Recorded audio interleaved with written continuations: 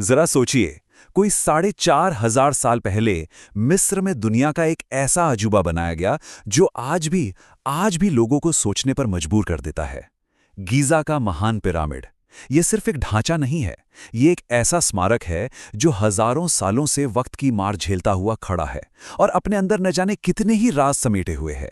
मतलब 4,500 साल, ये कोई छोटी मोटी बात नहीं है। जरा सोचकर देखिए, इसने कितनी ही गर्मियां, कितने ही तूफान और न जाने मौसम की कैसी कैसी मार झेली होगी, फिर भी ये आज तक वैसे का वैसा खड़ा है। कमाल है। और इसका साइज, वो तो सच में हैरान करने वाला है।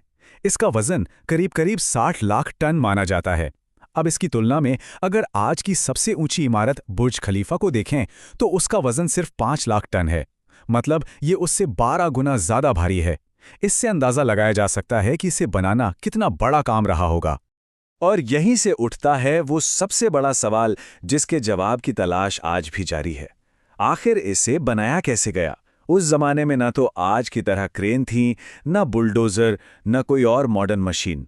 यहां तक कि पहिए का इस्तेमाल भी इस काम में नहीं होता था। तो फिर ये हुआ कैसे? तो चलिए इस असंभव से लगने वाले अजूबे के रहस्यों को परत दर परत खोलने की कोशिश करते हैं। सबसे पहले तो ये समझना जरूरी है कि आखिर इन्हें बनाने की जरूरत ही क्यों पड़ी। तो इस इतने बड़े और विशाल निर्माण के पीछे का मकसद क्या था?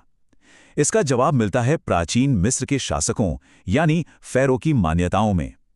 उनके लिए ये सिर्फ एक इमारत नहीं थी, बल्कि अनंत काल के लिए एक मकबरा था।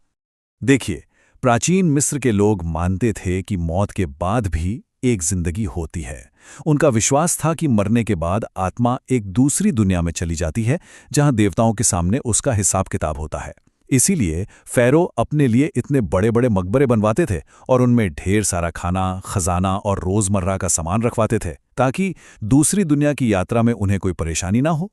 और देखिए, इस बात के सबूत भी कम नहीं हैं।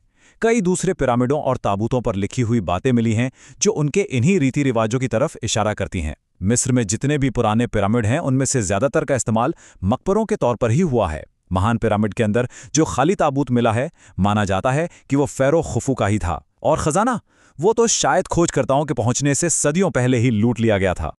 लेकिन हाँ, जहां सबूतों में थोड़ी भी गुंजाइश होती है, वहां कुछ अलग थ्योरीज तो आ ही जाती हैं। कुछ लोगों का मानना है कि ये कोई पावर प्लांट था जिससे बिजली पैदा की जाती थी, तो कुछ कहते हैं कि ये अनाज रखने का एक बहुत बड़ा गोदाम था। हालांकि इन बातों का कोई ठोस सबूत आज तक नहीं मिला है और ज्यादातर इतिहासकार इसी बात पर सहमत हैं कि ये एक मकबरा ही था। ठीक है, तो मान लिया कि ये एक मकबरा था, पर अगला सवाल है, इसे बनाया किसने? वो कौन लोग थे जिनके हाथों ने इस अजूबे को साकार किया?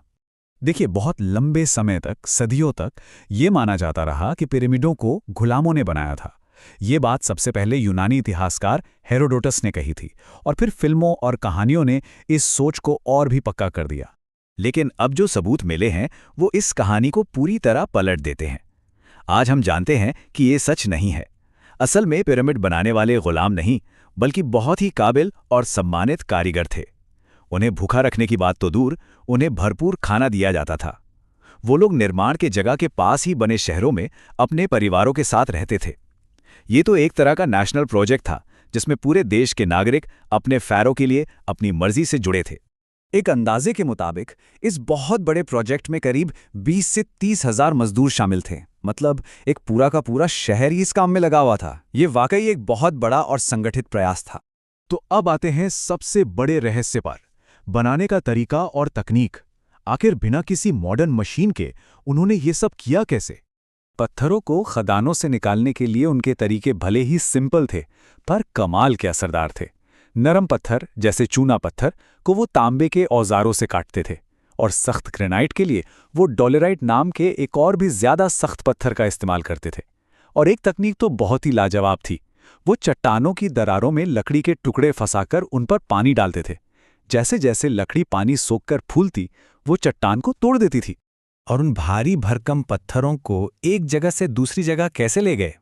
इसका जवाब भी बड़ा दिलचस्प है। एक पुराने मकबरे में एक पेंटिंग मिली है जिससे इस राज से पर्दा उठता है। उसमें एक आदमी स्लेज के आगे रेत पर पानी डालता हुआ दिखाया गया है। बाद में साइंटिस्ट्स ने भी यह साबित किया कि रेत पर अगर सही मात्रा में पानी डाला जाए तो घर्षण यानी फ्रिक्शन बहुत कम हो जाता है और भारी से भारी चीज को खींचना आसान हो जाता है। लेकिन सबसे बड़ा सवाल, पत्थरों को इतनी ऊंचाई तक कैसे पहुंचाया गया? इसके लिए जो सबसे प्रमुख सिद्धांत है वो है रैंप का इस्तेमाल। और हाल ही में खोजकर्ताओं को एक 4500 साल पुराना लकड़ी का रैंप मिला भी है। माना जाता है कि वो रैंप के किनारों पर लकड़ी के खंभे गाड़ देते थे और फिर रस्सियों का इस्तेमाल करके एक तरह का पुली सिस्टम बनाकर पत्थरों को ऊपर खींचते थे। तो इन थ्योरीज से हमें काफी कुछ पता तो चलता है कि ये कैसे मुमकिन हुआ, लेकिन कहानी अभी खत्म नहीं हुई है। कुछ पहेलियां अब भी बाकी हैं, और जब हम इसके बनने की रफ्तार और सटीकता को देखते हैं तो आज के बड़े बड़े एक्सपर्ट्स भी हैरान रह जाते हैं। अब जरा इस आंकड़े पर गौर कीजिए। अगर ये मान ले कि पिरामिड को बनने में 20 साल लगे, तो इसका मतलब ये है कि दिन रात 24 घंटे हर 3 मिनट में एक भारी भरकम पत्थर को उसकी बिल्कुल सही जगह पर रखना पड़ता था। हर 3 मिनट में एक पत्थर। और सच कहें तो यही वो सवाल है जहां आकर सारी मौजूदा थियरीज थोड़ी कमजोर पड़ जाती हैं। क्या सिर्फ रैंप और स्लेज की तकनीक से इतनी तेज रफ्तार से काम करना मुमकिन था? ये अविश्वसनीय स्पीड ही आज भी सबसे बड़ी अनसुलझी पहेली बनी हुई है। जब हमारे सामने ऐसे बड़े और अनसुलझे रहस्य होते हैं तो ये देखना जरूरी हो जाता है कि हम वैज्ञानिक सबूतों पर चलें या सिर्फ अटकलों और मनगढ़ंत कहानियों पर यकीन करें। ऐसी ही एक बहुत मशहूर थ्योरी है ओरियन कोरिलेशन थ्योरी। ये थ्योरी कहती है कि गीज़ा के जो 3 पिरामिड हैं उन्हें जानबूझकर आसमान में दिखने वाले ओरियन नक्षत्र के 3 तारों की सीध में बनाया गया था। सुनने में तो ये बहुत दिलचस्प लगता है, लेकिन ज्यादातर साइंटिस्ट और इतिहासकार इसे सही नहीं मानते। क्यों? इसके कुछ कारण हैं। पहला, इतिहासकार बताते हैं कि ये तीनों पिरामिड एक साथ एक ही प्लान के तहत नहीं बनाए गए थे। और दूसरा, खगोलविदों ने जब हिसाब लगाया तो पाया कि 4500 साल पहले तारों की बदली हुई स्थिति को ध्यान में रखने के बाद भी ये अलाइनमेंट बिल्कुल सटीक नहीं बैठता। ये एक क्लासिक उदाहरण है कि कैसे इंसान अक्सर उन चीजों में भी कोई पैटर्न या मतलब ढूंढने की कोशिश करता है जहां शायद कोई पैटर्न हो ही ना। और आखिर में यह हमें एक बहुत बड़े सवाल पर लाकर खड़ा कर देता है। जब हम किसी ऐसे रहस्य का सामना करते हैं जिसका कोई एक आसान जवाब नहीं मिलता, तो क्या हमें कोई भी कहानी गढ़कर खुश हो जाना चाहिए, या फिर ये मानना बेहतर है कि हम अभी सब कुछ नहीं जानते और सबूतों की तलाश को जारी रखना चाहिए?